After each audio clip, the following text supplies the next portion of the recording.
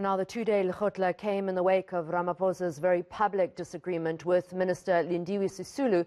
No action has been taken against her for her comments on the constitution and judiciary. Is Ramaphosa being spineless, or is he biding his time when it comes to addressing the party's many ills? Well, political analyst Dr Ntsikelelo Breakfast joins us for some insights on this political conundrum. Dr. Breakfast, what did you make of Ramaphosa's closing statement post-lekgotla and NEC? Well, I think the closing remarks by the president were twofold. On the one hand, they focused on the domestic front, namely, anti-poverty strategies, public-private partnerships, issues of small, micro, medium enterprises, the economic performance of the country, the issue of corruption, issues of service delivery, ethical leadership, the conception of a developmental state. On the other hand, also he focused on our foreign policy posture. There is one thing that caught my attention, and that is the fact that he said that our foreign policy takes a stand against the imposition of hegemony by countries in the global north. I'm not sure about that assertion in the light of what has happened, because we just received money from the IMF. So I don't know how are we going to take a stand against the influence of the West. I doubt very much if some of those things are going to come to fruition, given the fact that the ANC is going to hold its upcoming conference. So most of those things will be examined through the lenses of factionalism. Dr. Breakfast, let me tell you what caught my eye. Ramaphosa said our credibility is being undermined by our inability to act. And he said that the decay of the party remained a concern. It's an era of loss of moral and ethical principles.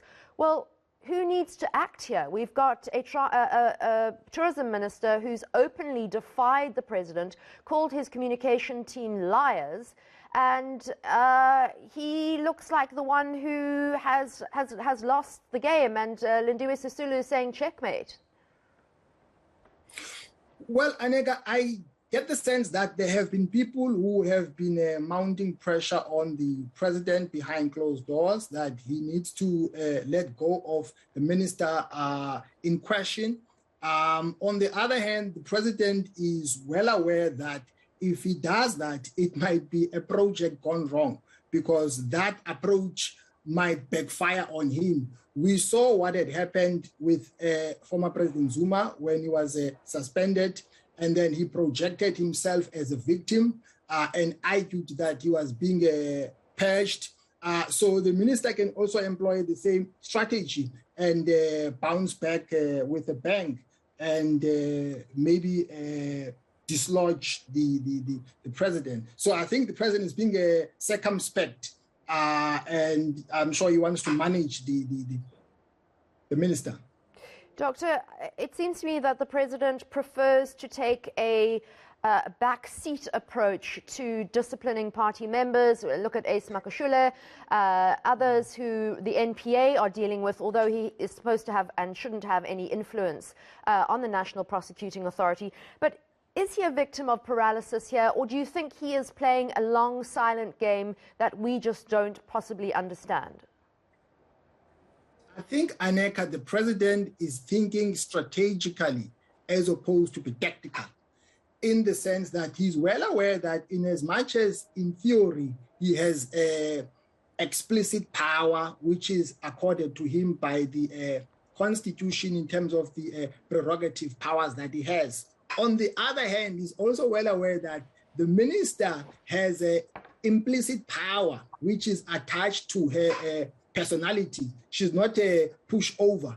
I think some people, Aneka, when they go up, you must allow them to come down. When they've come down, then outmaneuver them. Otherwise, if you cross swords with them in the air, you might come second best. So I'm sure he wants to employ that strategy as well. Dr. Breakfast, are you advising President Cyril Ramaphosa at the moment? Because your strategies seem very similar. Dr. Breakfast? Maybe or maybe not, yeah.